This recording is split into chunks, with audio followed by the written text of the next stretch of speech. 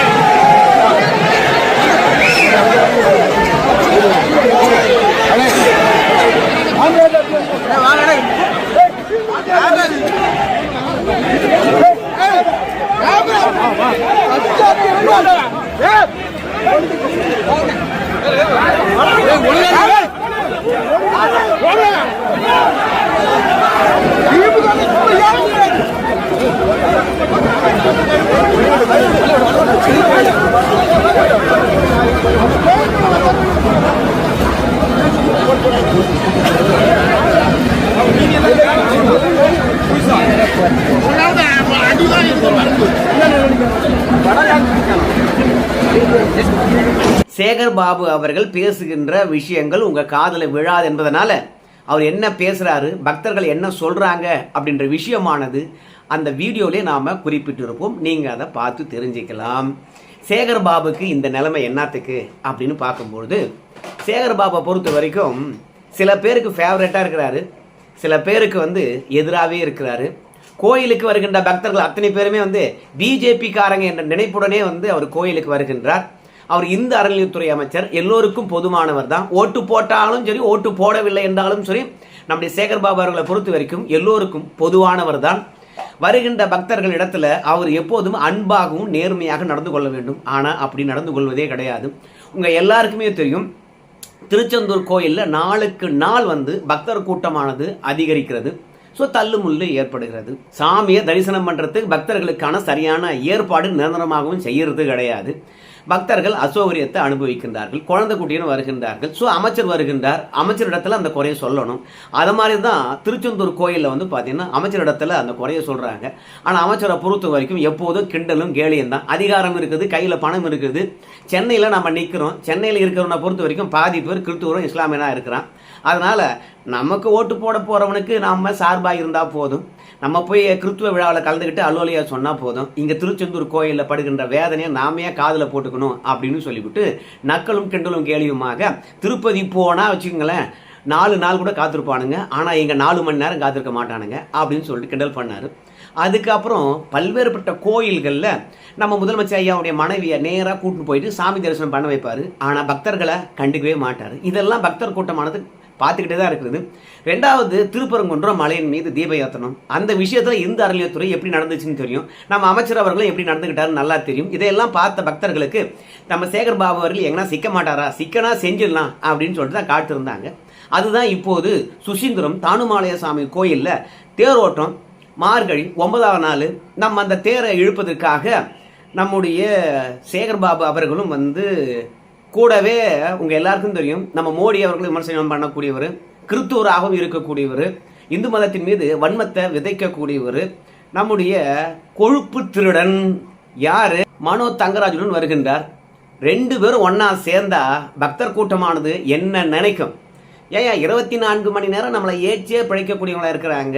இந்து அறநிலையத்துறையில் வருகின்ற காசை எல்லாம் கொள்ளடிக்க மட்டும் காத்துட்டு இருக்கானுங்க. ஆனால் பக்தர்களுக்கு ஒன்றும் செய்ய மாட்டாங்க. இவங்க அந்நிய மத கைகூலியா இருக்கிறாங்க. இங்க தேர் மட்டும் இழுக்கணுமா, தேர்தல் வந்துடுச்சா அதுக்காக வந்துட்டாங்களா அப்படின்னு நினைச்சாங்களா என்னவோ தெரியல. ஒரு தரமான சம்பவத்தை அங்கே ஆண்டவனுக்கு கோஷம் போடுகின்ற அதே தருணத்தில் நாட்டுக்கு ஆதரவாகவும் பாரத் மாதா கி ஜெய் அப்படின்னு சொன்னாங்க. பிறகு சேகர் பாபுக்கு எப்படி இருக்குன்னு கொஞ்சம் திங்க் பண்ணி பாருங்க. திடனுக்கு தேள் கொட்டின மாதிரி இருக்காதா? அதனால வடம் பிடித்து இழுக்க வந்தவரை அங்க இருக்கின்ற பக்தர்கள் வச்சு செஞ்சதுனால அவர் பக்தர்களை என்ன மாதிரி திட்டுறாருன்னு பாத்தீங்களா இல்லையா? சோறு தின்றையா, டேஷ் தின்றையா அப்படின்லாம் திட்டுறாரு. இங்க வாடா மோதிக்கலாம் அப்படின்னு சொல்றாரு. மொத்தத்துல சேகர் பாபை பொறுத்த வரைக்கும் பக்தர்களுக்கு மட்டுமே மரியாதை கொடுக்காதவர் கிடையாது. கடந்த காலங்களில் ஆளுநராக இருந்தாங்கன்னா வச்சுங்களேன், அவங்களுக்கு கூட மதிப்பு கொடுக்க மாட்டார். அவர் யாருக்கு மதிப்பு கொடுக்கணுமோ அவங்களுக்கு தான் மதிப்பு கொடுப்பார். அந்த அளவுக்கு சுயநல போக்குடனே செயல்படக்கூடியவர். கோயிலுக்கு வருகின்ற போது அரசியலை கழட்டி வாசப்பள்ளி வச்சுட்டு வரணும், இறைவனிடத்தில் அனைவரும் சமம் என்று பார்க்கணும். ஆனால் சேகர் பாபுக்கு அந்த எண்ணம் இல்லையே. அப்புறம் பக்தர்களை பொறுத்த வரைக்கும் சேகர் பாபுக்கு என்ன பண்ணுவாங்க? இந்த மாதிரி தரமான சம்பவத்தை தான் நிகழ்த்துவாங்க. அங்கே பாருங்க, சேகர் பாபு அவர்கள் வந்து பக்தர்களிடத்தில் ஆவேசமாக மோதுகின்ற போது அந்த உள்ளூரில் இருக்கக்கூடிய மக்களை பொறுத்த வரைக்கும், அமைச்சரே பேசாதீங்க, வாங்க போலாம், எல்லாரும் ஒன்று கூடி விட்டார்கள். அவங்க பிஜேபி கட்சிக்காரன்னு பார்த்தீங்களா? பிஜேபி கட்சிக்காரர் ஆரம்பித்திருந்தாலும் ஒட்டுமொத்த பக்தர்களும் ஒன்று திரண்டு விட்டார்கள். ஒருத்தன் கை வச்சானா 100 பேர், அதுக்கப்புறம் தாங்கவே முடியாது. இந்த இடத்துல நீயா நானாலாம் மோத முடியாது, வா வா போலாம் அப்படின்னு சொல்லிட்டு அங்க இருக்கக்கூடியவர்களே வந்து பாத்தீங்கன்னா மடக்கி அழைச்சிக்கிட்டு போறாங்க. ஆனால் நம்முடைய மனோ தங்கராஜை பொறுத்த வரைக்கும் நிலைமையை உணர்ந்துகிட்டாரு, வாய முடிவு சும்மா இருக்கிறாரு. ஒருவேளை மனோ தங்கராஜ் அவர்களை பொறுத்த வரைக்கும் சேகர் பாபு மாதிரியே வந்து குரலை உயர்த்தினார்னா, ஏய் உன்னை யாரா இங்க வர சொன்னது? இந்து மதத்தை சார்ந்தவனா நீ? மத கலவரம் பண்ண வந்திருக்கியா அப்படின்னு கேட்டாலும் கேட்டுருவாங்க. மனோ தங்கராஜை பொறுத்த வரைக்கும் அடக்கி வாசிக்கின்றார். சேகர் பாபு அப்படியே துள்றாரு. பிறகு ஆட்கள் சமாதானப்படுத்த காவல்துறையினர் வந்து ஒண்ணுமே பண்ண முடியாதுங்க ஐயா, வாங்க போலாம் அப்படின்னு சொல்லி அழைச்சிட்டு வர்றாங்க. அந்த இடத்துல நம்ம சேகர் பாபு அவர்களை சமாதானப்படுத்துற மாதிரி ஒரு ஆளு, இவனுங்களுக்கு அடிதான் மருந்து அப்படின்னு சொல்றாரு. அடிதான் மருந்துனா பக்தர்களிடத்தை போய் அடி கொடுத்து பார்க்கறது தானே. அதனால நம்ம சேகர் பாபு அவர்களை பொறுத்த வரைக்கும் வசமா சிக்கிக்கிட்டாரு. இனிமே இந்த கோயிலில் நடந்த மாதிரி ஒவ்வொரு கோயிலும் நடக்கும் நம்ம சேகர் பாபுக்கு. ஏன்னா அவருடைய செயல்பாடுகள் கடந்த காலங்களில் அப்படிதான் இருந்திருக்குது. சேகர் பாபுக்கு இப்படி நடந்ததுன்னா, இன்னொரு பக்கம் வந்து திருச்சியில் நடைப்பயணத்தை தொடங்கினாரு நம்முடைய ஐயா வைகோ அவர்கள். அந்த நடைப்பயணத்தை தொடங்கி வைத்தது நம்ம முதலமைச்சர் ஐயா அவர்கள். கூட்டணி கட்சிகள் அனைத்தும் கலந்து கொண்டது. ஆனால் காங்கிரஸ் மட்டும் கலந்து கொள்ளவே இல்லை. காங்கிரஸ் சொல்கிற காரணம் என்னன்னு கேட்டிங்கன்னா, ஐயா அழைப்பிதழ் கொடுத்தாங்க, எங்களை அழைச்சாங்க, ஆனால் நாங்கள் போகல. ஏன் போகல அப்படின்னும் போது அழைப்பிதழில் வந்து பார்த்தீங்கன்னா நம்முடைய விடுதலை புலியினுடைய தலைவராக இருக்கக்கூடிய பிரபாகரனுடைய படத்தை போட்டாங்க. நாங்கள் எப்படி போக முடியும்? அதனால் நாங்கள் போகல அப்படின்னாங்க. ஆனால் முதல்ல என்ன செய்தி பரவிச்சு அப்படின்னு பார்க்கும்போது, நம்ம முதல்வரை வரவேற்கின்ற இடமா இருக்கலாம், இல்லை பொதுக்கூட்ட மேடையாக இருக்கலாம், அங்கே விடுதலை புலிகளுடைய தலைவனாக இருக்கக்கூடிய பிரபாகரனுடைய படம் இருந்தது, அதனால் நாங்கள் வரல அப்படின்னாங்க. அப்புறம் ஏன்பா எந்த பதாகிலும் சரி விடுதலை புலிகளுடைய தலைவனாக இருக்கக்கூடிய பிரபாகரனுடைய படத்தை நாங்கள் போடலையே, விழா மேடையில் கூட போடலையே, விழா மேடையில் கூட யாரும் பேசலையே அப்படின்னு போது காங்கிரஸ் கட்சிக்காரங்க ஏன் வரல அப்படின்னாங்க. இல்லைப்பா அழைப்பிதழில் போட்டிருக்கீங்களே அப்படின்னு சொல்லுகின்ற போது, அழைப்பிதழில் போட்டிருக்குமா அப்படி ஒன்றும் தெரியலையே அப்படின்னு சில பேர் சொல்கிறாங்க. இல்லை போட்டிருக்காங்க அப்படின்னு சில பேர் சொல்கிறாங்க. ஆனால் ஒரு கட்சியை பொறுத்த வரைக்கும் 58 மாறுபாடுகளுடன் 58 கொள்கை மாறுபாடுகளுடன் தான் இருக்கும். ஆனால் இந்த கூட்டணியில் இருக்கிறவங்க அத்தனை பேரும் என்ன ஒரே கொள்கையுடன் இருக்கிறாங்க. கொள்கை மாறுபாடு இருக்கத்தான் செய்யும். ஆனால் கொள்கை மாறுபாடுகள் இருக்கின்ற இந்த தருணத்தில் தான் 9 ஆண்டுகளாக இந்த மொத்த பேரும் ஒன்னா சேர்ந்துக்கின்னு கும்பை கொட்டிக்கிட்டு இருக்கிறாங்க. ஆனால் இன்னைக்கு பிரபாகரனுடைய படத்தை போட்டுட்டாங்க அப்படின்னு சொல்றதெல்லாம் எவ்வளோ ஏமாற்று வேலை. ஏற்கனவே விஜயுடன் போக வேண்டும் என்று ராகுல் காந்தி முடிவெடுத்துட்டாரு. அதனால கூட்டணியிலிருந்து விலகுவதற்கு ஏதாவது ஒரு காரணம் தேவை. அதுக்காக அவங்க பயன்படுத்துவது தான் வைகோ அவர்களுடைய நடைப்பயணம். அது மட்டும் இல்லாமல் நம்ம காங்கிரஸுக்குள்ளே நடக்கக்கூடிய உட்கட்சி பிரச்சனையை பற்றி வைகோ மகனும் திருமாவளவனும் அதோட பிரச்சனை கம்யூனிஸ்ட் கட்சிகளும் பொதுத்தளத்தில் பேசிட்டாங்களாம். அதுக்கு நேற்று தான் கண்டனத்தை தெரிவித்திருந்தார்கள். ஆனால் இன்னைக்கு நடைப்பயணம் தொடக்க விழாவில் காங்கிரஸ் கட்சிக்காரங்க யாருமே கலந்துக்கல, ஒரு பிரதிநிதி கூட கலந்து கொள்ளவில்லை. கடந்த காலங்களில் பிரபாகரனை கொல்வதற்கு பேட்டரி வாங்கி கொடுத்தாங்க என்று சொல்லுகின்ற அளவுக்கு குற்றச்சாட்டு எழுந்து சிறையில் 28 ஆண்டு காலம் வதைப்பட்ட பேரறிவாளன் அவர்கள் விடுதலையாகின்றார். அந்த பேரறிவாளனை வந்து பார்த்தீங்கன்னா நம்ம முதலமைச்சர் அவர்கள் கட்டி பிடித்து கொண்டாரு. ஸோ வரவேற்றாரு. அப்போதெல்லாம் ஏங்க என்னங்க நீங்கள் ராஜீவ்காந்தி அவர்கள் இறப்பதற்கு காரணமாக இருந்த பேரறிவாளனை கட்டி பிடிப்பீங்களா அப்படின்னு முதல்வரை யாரும் கேட்கல. இன்னைக்கு பத்திரிகையில் வந்து பார்த்தீங்கன்னா விடுதலை புலி தலைவர்களுடைய பிரபாகரன் படம் போட்டாங்களாம், அதனால் நான் கூட்டத்தில் கலந்துக்கல அப்படின்னு எதுக்குமே உதவாத ஒரு காரணத்தை சொல்லி வைகோ அவர்களுடைய நடைப்பயண தொடக்க விழாவில் காங்கிரஸ் கட்சிக்காரங்க கலந்து கொள்ளலை.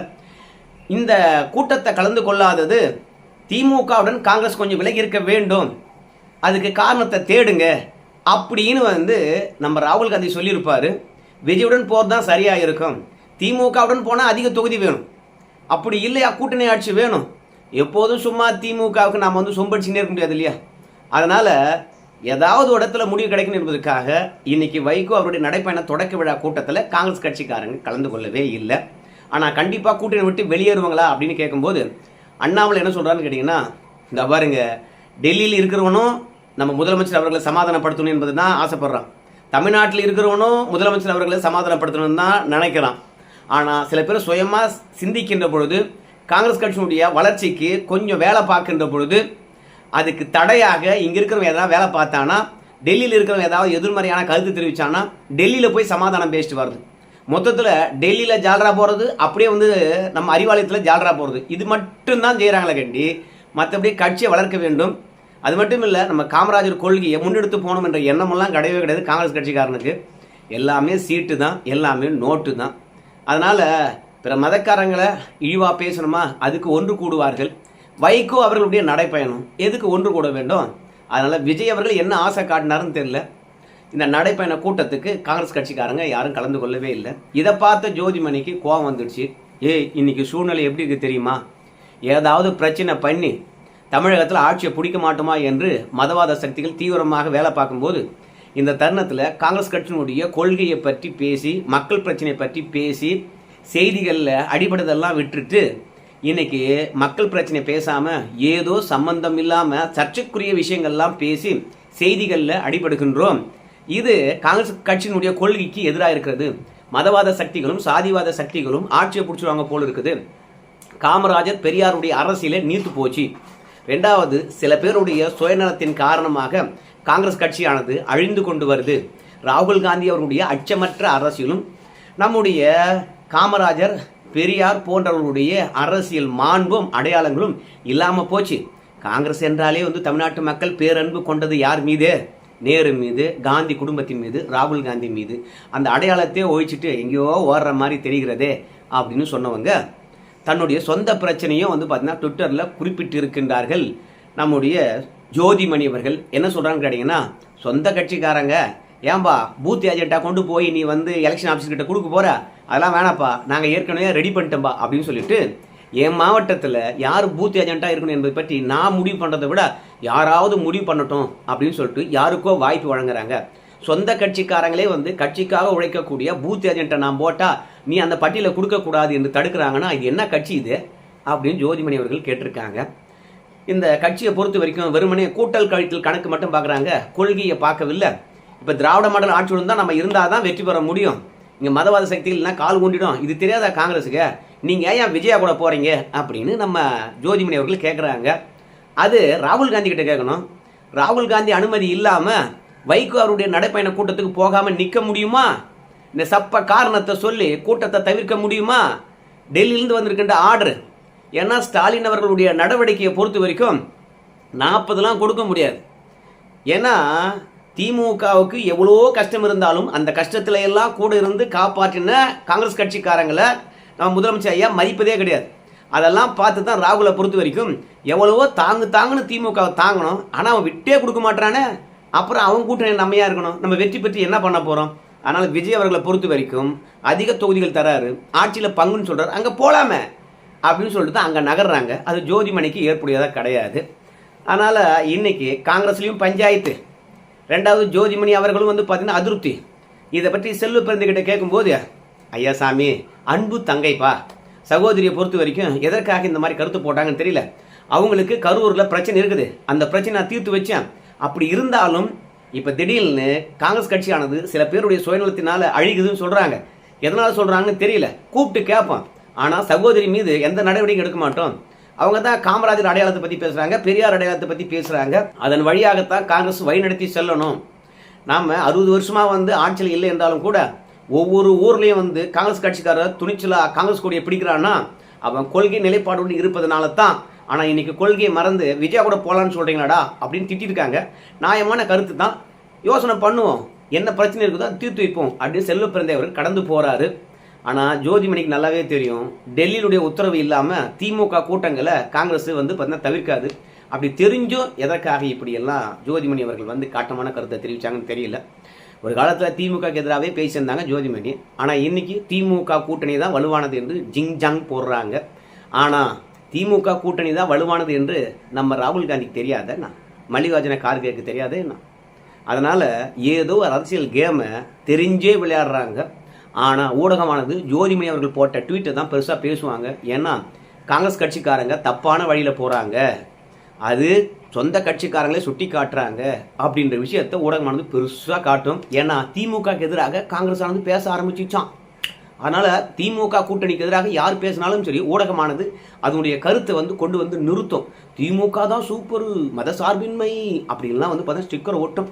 சரி, இந்த வைகோ அவருடைய நடைபெற தொடக்க விழாவில் முதலமைச்சர் என்ன பேசினார், வைகோ என்ன பேசினார், திருமாவளவன் என்ன பேசினார் அப்படின்னு கேட்குறீங்களா? அது தனி வீடியோவை பார்க்கலாம். என்னங்க, இது வரைக்கும் பார்த்தவர்களுக்கு நன்றி. அப்புறம் சேகர் பாபுவை விரட்டி அடிச்சாங்கல்ல, அந்த நிகழ்வு நல்லதா கெட்டதா, இல்லை பக்தர்களிடையே பொறுமை இழப்பதற்கான காரணம் என்ன? உங்கள் கருத்து சொல்லுவோம். நன்றி.